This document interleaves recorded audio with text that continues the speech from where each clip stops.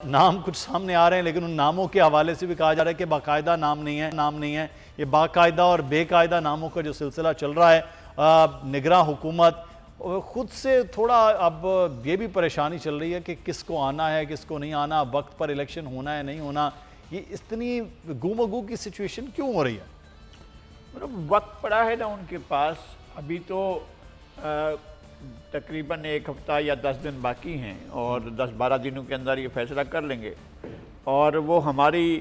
جو میڈیا ہے، ہم لوگ جو ہیں ہماری بےتابی سے فائدہ اٹھا رہے ہیں اور اس میں نئے فلر چھوڑ رہے ہیں۔ ایک وزیر کہتے ہیں کہ جناب فلاں شخص ہوگا، اور پھر ایک اور وزیر کہتے ہیں 2 دن کے بعد یا 1.5 دن کے بعد کہتے ہیں نہیں وہ نہیں ہوگا، پھر ایک اور کے بارے میں اس طرح سے چیزیں چھوڑی جاتی ہیں، چیزیں چھوڑی جا رہی ہیں، اور فیصلے جہاں ہونے ہوں گے وہاں فیصلے ہو جائیں گے۔ میرا خیال ہے کہ ابھی تک تو ان کے پاس خود بھی نہیں پتہ ہے، اگر ان سے واقعی پوچھا جائے کہ بھئی کون آپ نگران وزیر اعظم کون ہوگا، تو میرے خیال میں جن کے ہاتھ میں فیصلہ ہے ان کو بھی شاید پتہ نہیں ہوگا۔ تو ان کو بھی نام آنے ہیں، جو نام آئے تو پھر وہاں سے وہ تو کہہ رہے ہیں ہم اپنے نام دیں گے، 3 نام جو ہیں وہ اپوزیشن بھی، اور راجہ ریاض صاحب اپوزیشن لیڈر ہیں، ان کے نام ہوں گے تو وہ ہو گئے، ایک طرف راجہ صاحب کے نام ہوں گے، دوسری طرف اب پوری حکومت کی تمام سیاسی جماعتوں کے نام، تو اس کے بعد ہی فیصلہ ہوگا نا لگاری صاحب؟ نام تو میرے خیال میں ایک جیسے ہی ہوں گے یا ایک دوسرے کے مشورے سے ہوں گے۔ راجہ ریاض تو خیر آن دا ریکارڈ ہیں، وہ خود نہیں تو ان کے لوگ ہیں کہ جناب وہ تو نون لیگ کے ٹکٹ پر الیکشن لڑنا چاہتے ہیں، اور اگر نون لیگ ان کو ٹکٹ نہیں دیتی ہے تو وہ شاید پیپلز پارٹی سے کے پاس جائیں اپنے دوبارہ۔ نون لیگ کا تو کنفرم ہے، رانا ثناء اللہ صاحب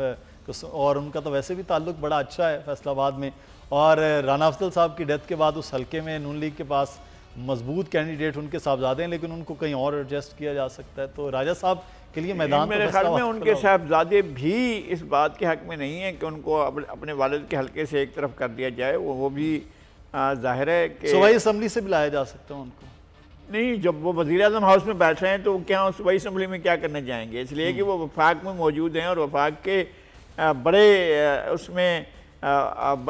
بڑے دائرے میں بیٹھے ہیں اور بہت آسودہ بیٹھے ہیں، وہ واپس لاہور کیا کرنے جائیں گے، یہ تو خیر ایک الگ بات ہے۔ لیکن بہرحال ابھی بھی راجہ ریاض جو بھی فیصلہ کریں گے، یہی میں عرض کر رہا ہوں کہ وہ کوئی نون لیگ کے مشورے سے الگ کا فیصلہ نہیں ہوگا، یہ تو وہ ہوگا جو بچے بیٹھ کر فیصلہ کرتے ہیں کہ اس گڈی کو اس گڈے کے ساتھ بیاہ کرنا ہے، اس طرح کا فیصلہ۔ لیکن سر یہ مشکل ایک معاملہ نہیں ہوگا کہ آپ الیکشن میں جب جاری ہو گئی تمام اس وقت حکومتیں، بہت بڑا مہنگائی کا ایک معاملہ ہے، بجلی کے بلوں کا ایک اضافہ ہے، لوگ ہاتھ پہ پکڑے ہوئے اس وقت پریشان ہیں، تو حکومت الیکشن میں جاری ہوگی، مخالف جماعت ٹوٹ پھوٹ کا شکار ہو چکی ہے، تو یہ کس طرح کا الیکشن جو ہے وہ پھر دیکھیں گے سر؟ دیکھیں ہم اپنے میرے خیال میں ہم ہمیشہ یہ کہتے رہے ہیں، ماضی میں بہت مرتبہ ہم نے کہا، اور افسوس ہے کہ ہر بار پھر دوبارہ کہنا پڑتا ہے کہ ہم تاریخ کے بدترین دور سے گزر رہے ہیں، اور یہ بدترین دور جو ہے وہ اس کا تسلسل ہے، یہ الگ نہیں ہے، ایک دن چل رہا تھا، کوئی دن تھا یا 50 سال پہلے یا 60 سال پہلے یا اس سے بھی زیادہ پہلے وہ چل رہا تھا، وہ دن ابھی تک چل رہا ہے، ہمارے یہاں وہ دن ختم نہیں ہوا ہے۔ ہمارے یہاں حکمرانی کیسے ہوتی ہے، حکمرانی کیا ہوتی ہے، ہم نے بدترین حکمرانی کی بدترین شکلیں دیکھی ہیں، ہم نے حکومت نہیں دیکھی ہے، ہم نے ڈیلیوری نہیں دیکھی ہے، ہم نے یہ نہیں دیکھا ہے کہ لوگوں کے لیے بعد مواقع آتے ہیں، بہت خوش کن ہوتے ہیں، لگتا ہے کہ جناب یہ وقت ٹھہر جائے، لیکن وقت نہیں ٹھہرتا ہے، وہ خوشی کے لمحے بہت عارضی ہوتے ہیں اور بہت ہی ایسے ہوتے ہیں کہ جن کو آپ گن نہیں سکتے ہیں، دکھوں کے لمحے بہت بڑے ہیں۔ اب جو ہے اس وقت لوگوں کے پاس، ہم سمجھ رہے تھے کہ عمران خان کا دور ایک قیامت کا دور ہے، جو لوگوں کے اوپر مہنگائی کے پہاڑ توڑ دیے گئے ہیں، پچھلے 13-14 مہینوں میں جو اس ملک کے ساتھ ہوا ہے، اس ملک کے لوگوں کے ساتھ ہوا ہے، اس ملک میں جو مہنگائی کا طوفان آیا ہے، ایک پہاڑ توڑ دیے گئے لوگوں کے اوپر، اب اس پر کیا کریں ہمارے لیے تو یہی ایک مسئلہ ہوتا ہے کہ ہم جب حکومت پر تنقید کر رہے ہوتے ہیں تو ہم سے کہتے ہیں کہ جناب یہ تو کسی کو بھی دیکھ کر خوش نہیں ہوتے ہیں، ہم کس کو دیکھ کر خوش ہوں، ہمیں کون خوش کر سکتا ہے، ہمیں کیا ملا، عام آدمی کیا ہے، ایک غریب آدمی کی گزر بسر کہتے ہیں، جس کے آپ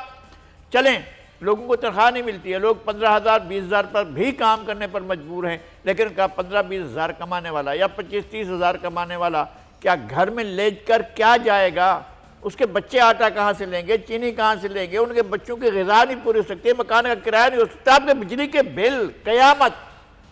قیامت ہے جناب، آپ کے بجلی کے بل، آپ کے جو دیگر بل ہیں،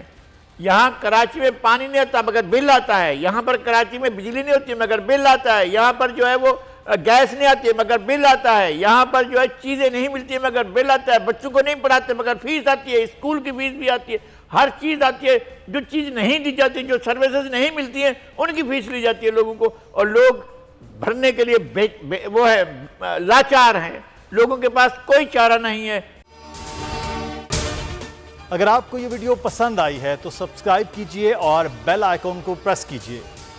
پاکستان کی آئی ٹی انڈسٹری جو ہے وہ پاکستان کی ایکسپورٹ میں ایڈیشنل اضافہ کر سکتی ہے اگلے 3 سالوں کے اندر، کیونکہ آئی ٹی اور باقی جو 3 سیکٹرز ہیں ان 3 سیکٹروں میں آئی ٹی میں فرق ہے، وہ یہ ہے کہ یہ شارٹ ٹرم میں آپ کو گین دے سکتی ہے جو پاکستان کی نیڈ ہے اس وقت۔ آئی ٹی کو تو پہلے بھی، اس سے پہلے والی حکومتیں اور اس سے پہلے بھی لوگ ڈیفائن کرتے آئے کہ جی یار آئی ٹی سے بہت چینج آ جائے گا۔ کیا وہ امپیکٹ ہوا آئی ٹی انڈسٹری کے اوپر جو ہم سمجھتے تھے اور چاہتے تھے؟ پاکستان کی آئی ٹی ایکسپورٹس اتنی ہو جائیں گی کہ پاکستان کے سارے مسئلے مسائل ختم ہو جائیں گے؟ وہ تو نہیں ہوا۔ آپ کی جو پالیسیز ہیں وہ کانفلکٹ ہو رہا ہے۔ کیا ہم نے ایسی پالیسیز رکھی ہوئی ہیں کہ گوگل مجبور ہو یہاں پہ آفس کھولنے میں؟ پالیسیز کے تحت کرنا ہوگا، وہ 2 سے 3 مہینے 4 مہینے میں خود بخود آفسز سٹارٹ کریں گے۔ جو آپ کے ملک کا آئی ٹی کا انٹرپرینور ہے $100 ملین تو وہ باہری اکاؤنٹ روک لیتا ہے، آپ اس کو موٹیویٹ کر کے اس کو پھر فوکس کریں، اس پہ انسینٹیو کریں، وہ آپ کو 100 آئے گا تو آپ کا 5 ٹائمز انکریز ہو جائے گی فوراً۔ ٹیکسٹائل میں ہم کیا کرتے ہیں، ہم اٹھاتے ہیں باہر کے کسی برانڈ کے لیے ٹی شرٹ یہاں بناتے ہیں، اس کو دے دیتے ہیں، لیکن اب آئی ٹی کے بعد اگر آپ اپنا برانڈ بنا کے لوگوں وہاں پہ بیچیں گے، چاہے B2B بیچیں چاہے B2C بیچیں، پاسبل ہے۔ پاکستان کی جو ایکسپورٹ میں یہ $30 ارب سے زیادہ کا اضافہ اس سے ہو جانا خالی یار۔ گورنمنٹ کے فنڈوں سے ادارے بنا کر اور ان کے تھرو کوئی ریولوشن آ جائے گا، سوال ہی نہیں ہے۔